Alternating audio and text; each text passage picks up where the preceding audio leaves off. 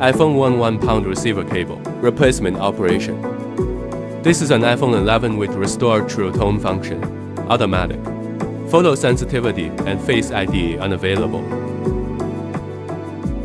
Take out the L3 repair instrument. Plug in main set sensor pair expansion board. Will automatically jump to the relevant page. Take out receiver cable. Buckle the cable onto the repair expansion board.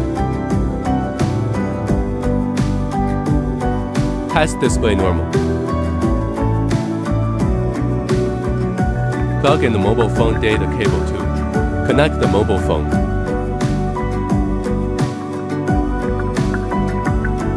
Test display by. Click right. Click OK to write. Show write success. Successful detection. Display exists data.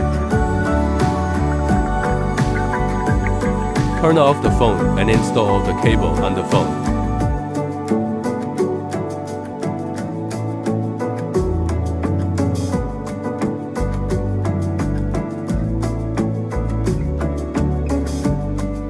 True tone function, automatic photo sensitivity and Face ID have been successfully repaired.